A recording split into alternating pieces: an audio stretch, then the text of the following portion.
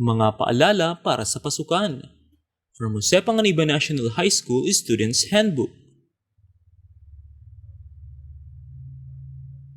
Magsuot ng sariling ID na may angkop na kulay ng tali ng baitang o taong kinabibilangan.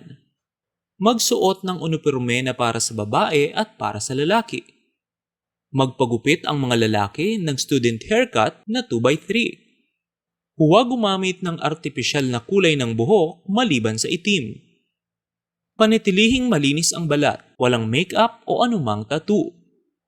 Para sa mga lalaki, panatilihin na payak ang tenga, walang anumang palamuti tulad ng hikaw at tularing butas para rito. Sumunod sa mga nakatakdang oras.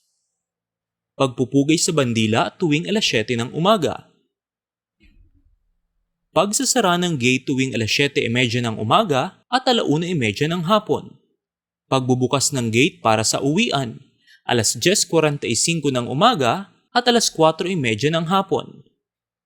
Para sa ilan lamang na mag-aaral, working students, open high school or ALS, sila ay pinahihintulutang pumasok ng huli at makalabas ng campus ng maaga kung may schedule ng kanyang klase na permado ng tagapayo at tagapatnubay ng taong kinabibilangan.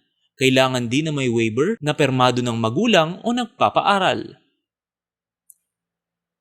Maraming salamat po.